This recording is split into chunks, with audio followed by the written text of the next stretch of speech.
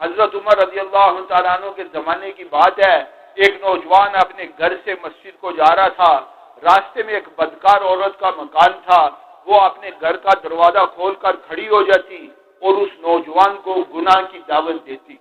وہ نوجوان اپنی نگاہ کو جھکا لیتا اور مسجد کو چلا جاتا۔ کافی عرصہ ایسے ہوتے رہا۔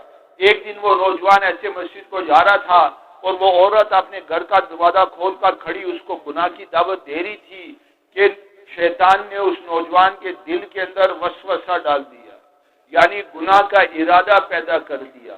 تو اس نوجوان کے قدم مسجد کے راستے سے ہٹ گئے اور اس عورت کے گھر کی طرف اٹھ گئے۔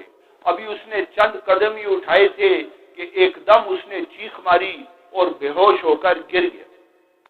آنے جانے والوں نے پہچان لیا کہ بھئی یہ تو فلانا ہے، اس کو اٹھایا اور اس کے گھر پہنچا دیا۔ کافی دیر بعد اس کو ہوش آئی۔ جب ہوش آئی تو لوگوں نے پوچھا کہ کیا ہوا؟ اس نے سارا قصہ سنایا کہ ایسے میں مسجد کو جاتا تھا اور وہ عورت مجھے گناہ کی دعوت دیتی تھی اور میں اپنی نگاہوں کو جھکا کر مسجد کی طرف ہو جاتا، لیکن آج شیطان نے میرے دل میں وسوسہ ڈالا اور میرے قدم اس کے گھر کی طرف اٹھ گئے۔ ابھی میں نے چند قدم ہی اٹھائے تھے کہ ایک دم مجھے خیال آیا کہ یہ تو گناہ ہے اور اگر میں نے یہ گناہ کر لیا تو مجھے تو جہنم کے اندر جلنا پڑے گا۔ تو جہنم اپنی ہولناکیوں کے ساتھ میرے سامنے آ گئی اور جب جہنم کا مجھے استحضار ہوا تو میں بے ہوش ہو کر گر گیا۔ اب جو اس نے یہ سارا قصہ سنایا تو دوبارہ اس کو جہنم کا خیال آیا اور اب تو ایسا خیال آیا کہ جہنم کے خوف کی وجہ سے اس کا کلیجہ ہی پھٹ گیا اور اس کی روح پرواز کر گئی۔ اب لوگوں نے اس کو غسل دیا، اس کو کفنایا، اس کا جنازہ پڑا اور اس کو دفن کر دیا۔ اگلے دن حضرت عمر رضی اللہ تعالیٰ عنہ کو پتہ چلا تو حضرت عمر رضی اللہ تعالیٰ عنہ ناراض ہوئے کہ بھئی ایسا زبردست نوجوان تم نے مجھے کیوں نہیں بتایا؟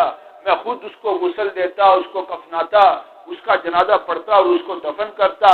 پھر حضرت عمر رضی اللہ تعالیٰ عنہ اس کے گھر آئے، گھر میں آ کر تعزیت کی اور پھر اس کی قبر پر گئے اور قبر پر جا کر یہ آیت پڑھی وَلِمَنْ خَافَ مَقَامَ رَبِّهِ جَنَّتَانِ، کہ جو اپنے رب کے سامنے کھڑا ہونے سے ڈرا اس کے لیے 2 جنتوں کا وعدہ کیا جاتا ہے۔ تو قبر کے اندر سے آواز آئی قَدْ وَجَدْتُهُمَا، کہ وہ دونوں جنتیں مجھے مل گئی۔ تو میرے بھائیوں، مرنے کے بعد ایک زندگی ہے اور وہ ایک حقیقت ہے اور ہم میں سے ہر ایک نے مرنا ہے اور اللہ کے سامنے پیش ہونا ہے اور اپنے ہر عمل کا حساب دینا ہے۔ تو میرے بھائیوں، میں آج